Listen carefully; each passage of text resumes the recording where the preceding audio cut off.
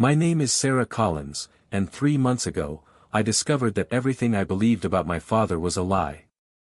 The man who taught me to ride a bike, who scared away monsters from under my bed, who dedicated his life to protecting others as a police detective, was actually one of the most dangerous predators our small town had ever known.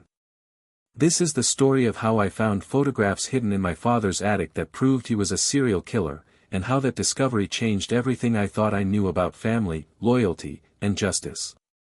I should probably start at the beginning. My father, Detective Frank Collins, was a pillar of our community in Millbrook, a quiet town of about 15,000 people nestled in the mountains of Pennsylvania. For 25 years, he served on the police force, rising through the ranks to become the lead detective on major crimes. Everyone knew Frank Collins. He was the guy who found missing kids, who caught burglars, who held grieving families together during their darkest moments.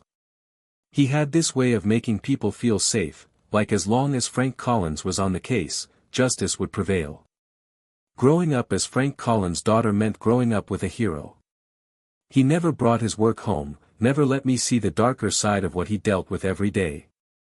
Instead, he told me sanitized bedtime stories about catching the bad guys, and making the world a little safer.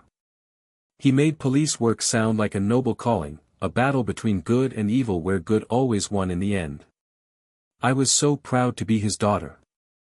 I told everyone who would listen that my dad was a real-life superhero. That pride followed me into adulthood. Even at 28, I would light up whenever someone mentioned my father's name. "Oh, you're Frank Collins' daughter," they would say, and I would beam with pride. "He's a good man, your father. This town is lucky to have him." I believed every word. How could I not? The evidence was everywhere. Awards on his office wall, commendations from the mayor, letters from grateful families he had helped. My father was exactly who he appeared to be, a man dedicated to justice and protecting the innocent. Then, on a cold Tuesday morning in January, my father collapsed in his office from a massive heart attack. He was 57 years old, still 5 years away from retirement, still fighting the good fight. The entire town turned out for his funeral. The church couldn't hold everyone who wanted to pay their respects. Police officers from 3 counties came to honor their fallen brother. The mayor declared it Detective Frank Collins Day. My mother and I sat in the front pew, overwhelmed by the outpouring of love and respect for this man who had meant everything to us and, apparently, everything to so many others as well. For 3 months after the funeral, I couldn't bring myself to go through my father's things. The task felt impossible, like trying to reduce a man's entire life to boxes and donation bags.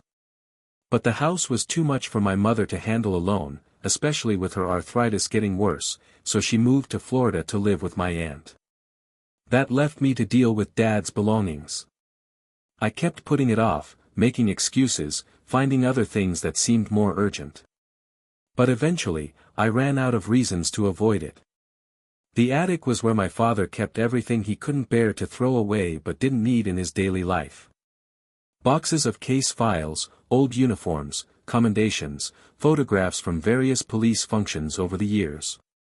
The air was thick with dust and memories. I sneezed constantly as I worked my way through decades of accumulated history. Most of it was exactly what you would expect from a cop's personal archives, boring administrative stuff mixed with mementos from a long career. I was about 2 hours into the sorting process when I found the box that changed everything. It was different from the others, smaller and heavier, with "Work, 1995 to 2003" written on the side in my father's careful handwriting. Those years meant something to me. That was when the Millbrook murders happened, the case that haunted my father for the rest of his career. 3 young women, killed over a span of 18 months between 1997 and 1999. Melissa Chen, 23, a veterinary student. Jenny Rodriguez, 25, a yoga instructor. Amanda Walsh, 22, who worked at the local library. All of them found strangled in their homes, with no signs of forced entry and no witnesses. I remembered how those murders affected my father. He barely slept during those years, barely ate. He would sit at the kitchen table late into the night, poring over case files and photographs, muttering to himself about missing pieces and dead ends.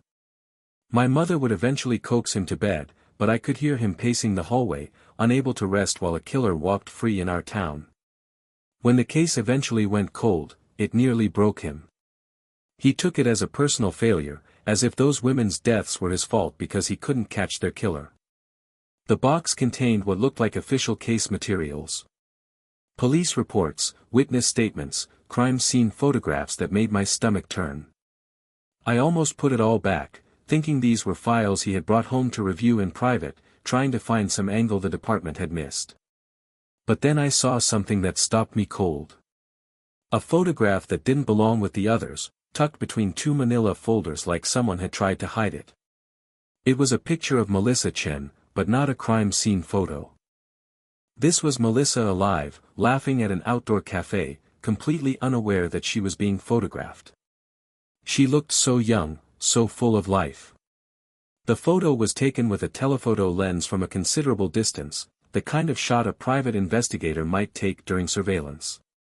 On the back, in my father's unmistakable handwriting, were two words that made my blood run cold: Melissa, before. Before what? Before her death. My hands were shaking as I dug deeper into the box, and what I found next made me physically ill. More photographs, dozens of them, all of the 3 murder victims. But these weren't police surveillance photos. These were stalking photos. Pictures of Jenny Rodriguez leaving her yoga class, oblivious to the camera capturing her every move. Images of Amanda Walsh through her apartment window, reading a book in what she thought was the privacy of her own home. Shot after shot of these women going about their daily lives, completely unaware that someone was watching them, documenting their routines, learning their vulnerabilities. Each photograph was meticulously organized and labeled. Dates, times, locations, all written in my father's neat handwriting. I recognized that handwriting from birthday cards and report card signatures and grocery lists stuck to the refrigerator. This was definitely his work, but it was work that made no sense in the context of the man I knew as my father. Why would a police detective have surveillance photos of murder victims taken weeks or months before their deaths? Unless. The thought that was forming in my mind was too horrible to accept, but I couldn't stop myself from searching for more evidence. Hidden beneath the official case files, I found something that confirmed my worst fears. A leather journal, the kind my father used for taking notes during investigations. But the notes in this journal weren't about catching a killer. They were the observations of someone planning to become one. Always sits facing the door at her favorite cafe, read one entry. Suspicious nature, probably from growing up in the city. Will need to approach from behind or catch her off guard at home. Another page detailed Jenny Rodriguez's exercise routine with clinical precision. J. runs the same route every Tuesday and Thursday at 6 a.m. Takes the path through Millwood Park where the trees provide excellent cover. Always wears headphones, wouldn't hear someone approaching from behind. Page after page of detailed surveillance notes, behavioral analysis, and what could only be described as hunting strategies. My father had been stalking these women for months before they died, learning everything about their lives, their fears, their habits. The journal entries read like a predator's playbook, written by someone who understood these women's vulnerabilities better than they understood them themselves. I dropped the journal like it was on fire and staggered backward, knocking over a stack of boxes. The crash echoed through the empty attic, but all I could hear was the sound of my world falling apart. 28 years of memories were suddenly reframing themselves in this new, horrible context. Every bedtime story about catching the bad guys, every proud moment at police ceremonies, every time my father comforted a victim's family, knowing now what I knew. I sat on that dusty attic floor for I don't know how long, staring at the evidence scattered around me. Part of me wanted to burn it all, to pretend I had never found it, to preserve the memory of the father I loved. But another part of me, the part he had taught about right and wrong, knew I couldn't do that. Those women deserved justice, even if justice meant destroying my own family's legacy. The photographs and journal entries painted a clear picture of premeditation and surveillance that went on for months. This wasn't a crime of passion or opportunity. This was calculated, methodical stalking by someone who understood police procedure well enough to avoid detection. Someone who had access to the crime scenes and evidence. Someone who could manipulate the investigation from the inside. The killer wasn't someone my father was chasing. The killer was my father. I thought about all those late nights when he claimed to be working the case, all those times he came home frustrated and exhausted from another day of dead ends. Had he been visiting the crime scenes he had created? Had he been planting false leads to throw his colleagues off the trail? When he sat at our kitchen table studying those case files, was he admiring his own work or making sure he hadn't left any evidence behind? The worst part was remembering how he interacted with the victims' families. I was 12 years old when Melissa Chen was killed, and I remember my father coming home from the crime scene looking devastated. He sat me down and explained that a young woman had died, someone not much older than my teenage babysitter. He talked about how important it was to be careful, to always lock doors and windows, to never trust strangers. There are bad people in this world, Sarah, he told me. It's my job to catch them so they can't hurt anyone else. But he was the bad person. He was the one those women needed protection from.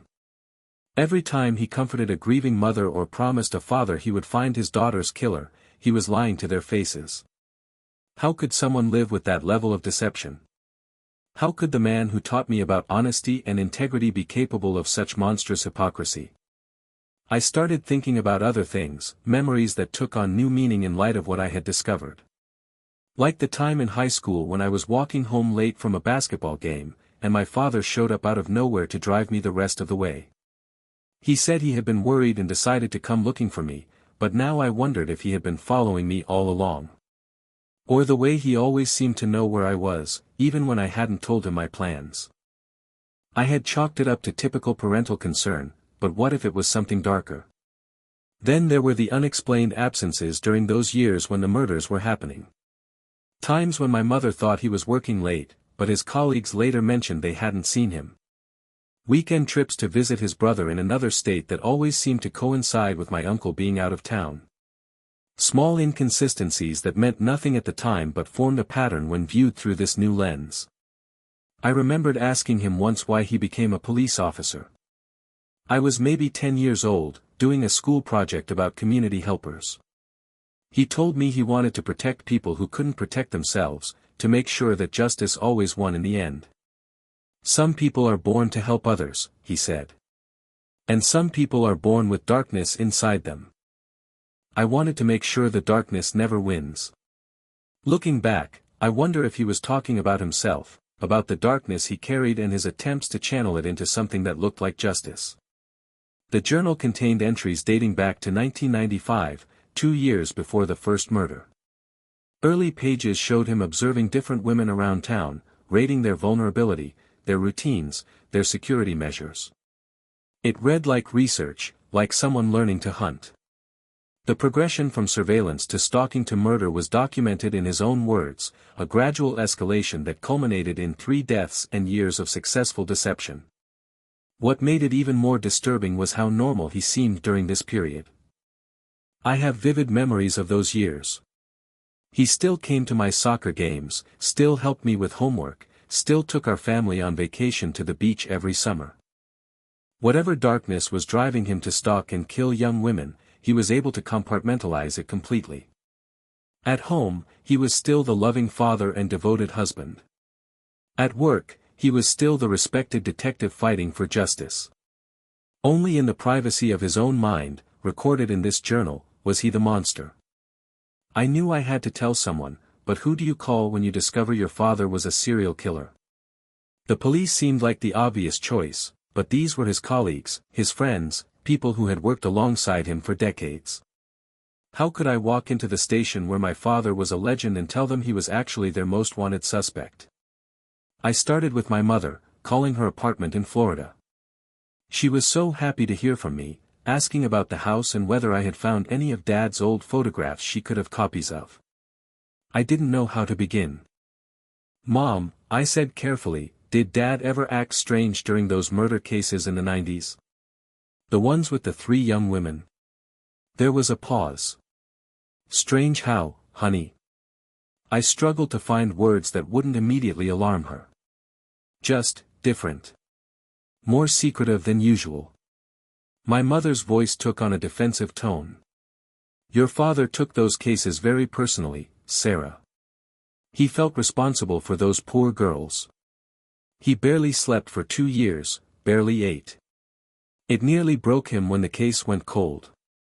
He felt like he had failed them. Every word she said made sense in the context of a dedicated detective haunted by an unsolved case. But it also made perfect sense in the context of a killer struggling with guilt over his own actions. Did he ever disappear for long periods during that time? I pressed. Times when you didn't know where he was? Another pause, longer this time. Well, he was working a lot of overtime. And he did take some personal time to visit your Uncle Jim a few times. But Sarah, why are you asking these questions? Your father was a good man. These questions feel wrong. I couldn't tell her the truth, not over the phone. She had just lost the love of her life, the man she had been married to for 32 years. How could I destroy her memories of him based on what might be circumstantial evidence? Instead, I told her I was just trying to understand his work better, going through his old case files and wanting to know more about the cases that affected him most deeply. But the conversation left me feeling more isolated than ever. If I couldn't tell my own mother, who could I tell? I thought about calling my fiancé, David, but he was at work and this wasn't the kind of conversation you have over the phone. I thought about calling my best friend from college, but how do you casually mention that your father might have been a murderer? The weight of this knowledge felt crushing, like I was carrying a toxic secret that was poisoning everything it touched. I decided to call my father's former partner, Detective Maria Santos. Maria had worked with my father for 15 years before retiring last year. If anyone knew the man behind the badge, it would be her.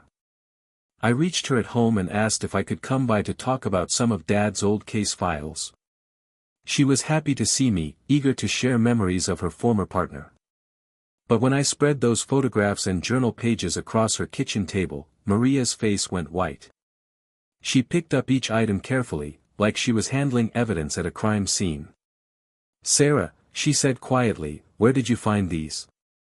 I told her about cleaning out the attic, about the hidden box and the journal. Maria studied the surveillance photos for a long time, her expression growing more troubled with each image. These aren't in any case file I've ever seen, she finally said. Frank never showed me these photographs. Never mentioned conducting this kind of surveillance.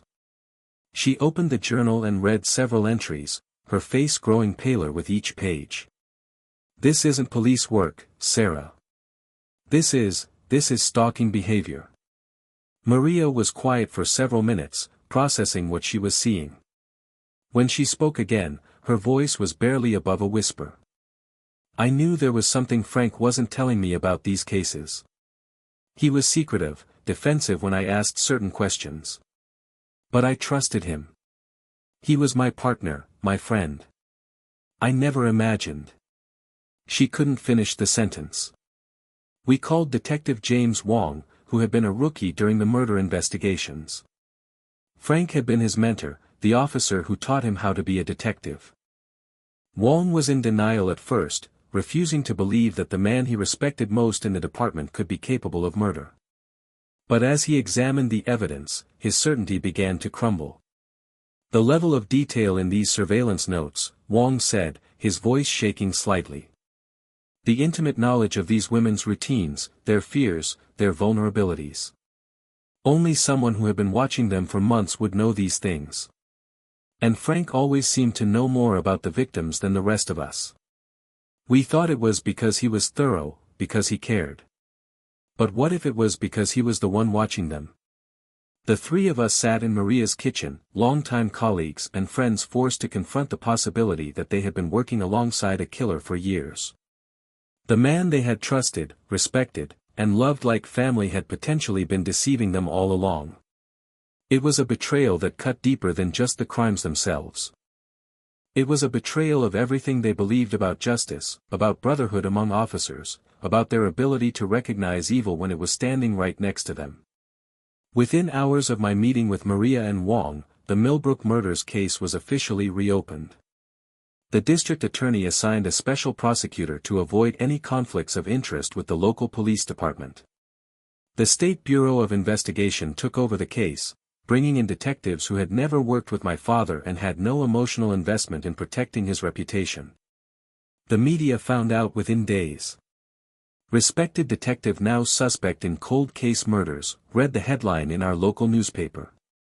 By the end of the week, news vans were parked outside my house and reporters were calling me at all hours, wanting to know what it felt like to discover that my father was a killer. I stopped answering my phone and kept the curtains drawn, but I could still hear them outside, talking to neighbors, asking questions about our family. The investigation moved quickly once it began. Forensics experts who hadn't been involved in the original case re-examined all the physical evidence using modern techniques. They found my father's fingerprints on items that had been overlooked or mishandled 25 years ago. More damning, they discovered that Frank had signed out evidence from the property room multiple times during the original investigation, claiming he was reviewing materials for the case. But there was no official record of what he did with that evidence during those sign-outs. Dr. Patricia Vance, the forensics expert leading the re-examination, found something even more disturbing. Trace evidence that should have been on some items was missing, while other pieces of evidence contained materials that hadn't been there during the initial processing. Someone with intimate knowledge of police procedure had access to this evidence, she told the investigating team. Someone who knew exactly how to contaminate or remove materials without arousing suspicion. As the physical evidence was being reanalyzed, other investigators were looking into my father's whereabouts during the times of the murders. His work schedule, his known activities, his alibis. What they found was a pattern of convenient absences and unverifiable stories. The night Melissa Chen was killed, Frank claimed to be working late at the office, but security footage showed him leaving the building 3 hours before he said he did. The evening Jenny Rodriguez died, he told my mother he was having drinks with colleagues, but none of them remembered seeing him that night. The investigators also started looking at other cold cases from jurisdictions where my father had worked before coming to Millbrook. What they found was terrifying. 5 other unsolved murders in 3 different towns, all involving young women, all following the same pattern as the Millbrook killings. The timeline suggested that my father had been killing for nearly a decade before settling in our town and continuing his spree. Detective Sarah Martinez, the lead investigator on the reopened case, asked me to come in for an interview.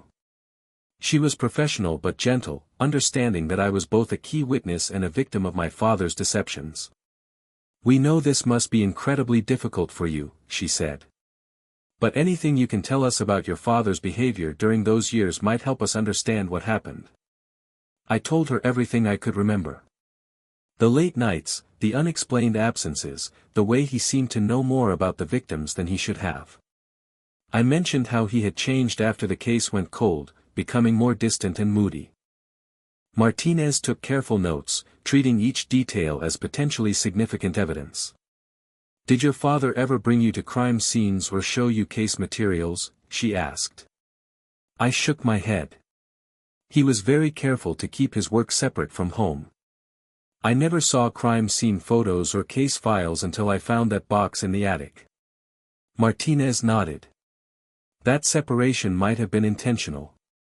Compartmentalization is common among criminals who lead double lives.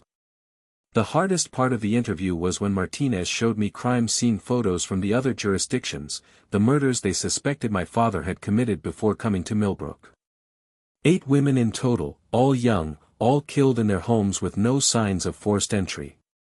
All of them strangled, just like Melissa, Jenny, and Amanda. Looking at those photographs, seeing the faces of women I had never heard of but whose deaths were connected to the man who raised me, was devastating. "We believe your father developed his methodology over time," Martinez explained. "The early murders were more disorganized, riskier. But by the time he reached Millbrook, he had refined his technique. He knew how to select victims, how to gain entry to their homes, how to avoid leaving evidence. And his position as a detective gave him the perfect cover to monitor the investigation and steer it away from himself. As more evidence accumulated, the case against my father became overwhelming. DNA analysis linked him definitively to all 3 Millbrook murders and several of the out-of-state killings. The surveillance photographs and journal entries provided a clear motive and method. His access to the evidence room explained how he had been able to contaminate the original investigation. Frank Collins, the respected detective and loving father, was also Frank Collins, the serial killer who had terrorized multiple communities for over a decade. 2 weeks after the investigation became public, I received a phone call that I had been dreading. Patricia Chen, Melissa's mother, wanted to meet with me. She had waited 25 years for answers about her daughter's death, and now she knew that the detective she had trusted to find justice was actually the killer himself. I couldn't imagine what she wanted to say to me, but I owed it to her to listen. We met at a coffee shop across town, away from the media circus that had taken over my neighborhood. Patricia was a small, elegant woman in her 70s, with silver hair and kind eyes that held decades of grief. She ordered tea and sat quietly for a few minutes, studying my face. "You look like him," she finally said. "Around the eyes. I can see your father in you." I braced myself for anger, for accusations, for blame. Instead, she reached across the table and took my hand. "I want you to know that I don't hold you responsible for what he did," she said softly. "You were a child when Melissa died. You couldn't have known." Her kindness was almost harder to bear than anger would have been. Patricia told me about the years of waiting, of false hopes and dead ends. About how my father had visited her regularly during the investigation, bringing updates and offering comfort. "He was so compassionate," she said. "He held me when I cried. He promised me he would never give up, that he would find whoever killed my daughter." How could he look me in the eye and make those promises, knowing that he was the one? She showed me photographs of Melissa that I had never seen, pictures of a vibrant young woman with dreams of becoming a veterinarian. Melissa had been saving money to travel to Europe after graduation. She wanted to work with endangered animals, to make a difference in the world. All of that was stolen from her by my father, and Patricia had spent the last quarter-century mourning not just her daughter's death, but all the life she would never get to live.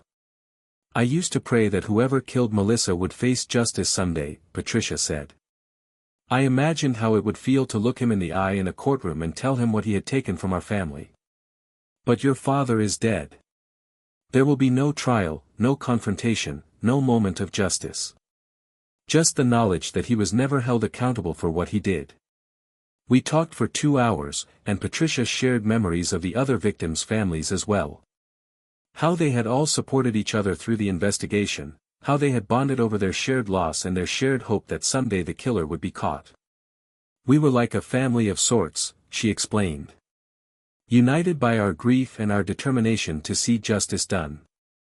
Your father took that from us too. He made us complicit in our own suffering by accepting comfort from the very person who had caused our pain." The meeting with Patricia was followed by calls from other family members. Jenny Rodriguez's sister, Amanda Walsh's parents, relatives of the out-of-state victims. Some were angry, some were understanding, but all of them were struggling to reconcile the Frank Collins they had known with the Frank Collins who had murdered their loved ones. They had trusted him, confided in him, allowed him into their homes and their hearts during the worst period of their lives. The betrayal was almost as devastating as the original crimes. I started attending a support group for family members of crime victims, thinking I might find some understanding there. But my situation was unique and isolating. Most group members were dealing with the aftermath of crimes committed by strangers or distant relatives. I was dealing with the discovery that my beloved father, my moral compass, my hero, was actually the monster who had destroyed other families. There was no roadmap for that kind of grief. Dr. Elizabeth Reeves, a forensic psychiatrist, agreed to meet with me to help me process what I was experiencing. "What you're going through is incredibly rare," she said. Most people never have to reconcile such contradictory truths about someone they love. The father who raised you and the killer who murdered those women were the same person, but they represented completely different aspects of his personality. It's possible to mourn the loss of the father you knew while also acknowledging the evil he was capable of. Dr. Reeves explained that serial killers often lead successful double lives, maintaining normal relationships and professional reputations while secretly committing horrific crimes. Your father's ability to compartmentalize his behavior doesn't diminish the love he felt for you or the genuine care he showed his family. But it also doesn't excuse or explain away his crimes. He was capable of both great love and great evil, which makes him more dangerous, not less so. The hardest question I faced was whether I should have known. Were there signs I missed? Red flags I ignored because I loved him too much to see them clearly? Dr. Reeves assured me that children of serial killers rarely suspect their parents, even when they live in the same house for years. Predators are skilled at deception, she explained. Your father spent decades perfecting his ability to appear normal, trustworthy, even heroic. If trained police officers who worked with him every day didn't suspect him, how could you? 3 months after the investigation began, Detective Martinez called me with the most shocking discovery yet. Hidden in a safety deposit box that my father had maintained under a false name, investigators found what could only be described as a trophy collection.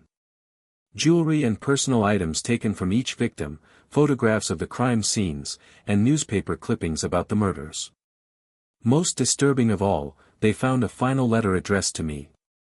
The letter was dated the day before my father's heart attack, suggesting that he somehow knew his time was running out. Martinez read it to me over the phone, and every word felt like a knife twist in my chest. My dearest Sarah, it began. If you are reading this, then you have discovered the truth about who I really am. I want you to know that everything I taught you about right and wrong, about justice and compassion, I genuinely believed. The fact that I was unable to live by those principles myself doesn't make them less true. The letter went on to explain that my father had been struggling with what he called the darkness since he was a teenager. He described impulses he couldn't control, fantasies that gradually became plans, and eventually actions that he couldn't take back. I became a police officer thinking that I could channel these urges into something positive, he wrote. I thought that by catching real criminals, I could somehow balance the scales. But the darkness was stronger than my desire to do good. Most devastating was what he wrote about me. I see you growing into a beautiful, compassionate woman, and I am terrified that I have passed something terrible on to you. Sometimes I catch you looking at people the same way I used to look at my victims, analyzing their weaknesses, their vulnerabilities. I pray that you will be stronger than I was, that you will choose light over darkness when the time comes. The letter ended with an apology and a plea. I am sorry for the pain I caused those families and the pain I am about to cause you. Please remember me as the father who loved you, not as the monster who destroyed so many lives. Use what I taught you about justice to make sure that other victims' families don't have to wait 25 years for answers. Be better than I was, Sarah. Choose to be better. Reading that letter was like losing my father all over again, but this time knowing exactly who I was mourning.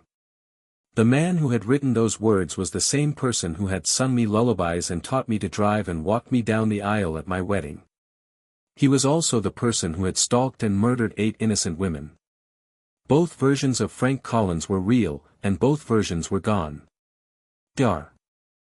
Reeves helped me understand that my father's final letter was both a confession and a manipulation.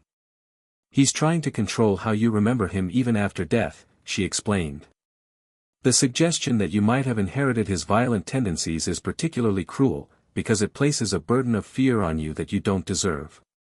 You are not responsible for his crimes, and you are not destined to repeat them.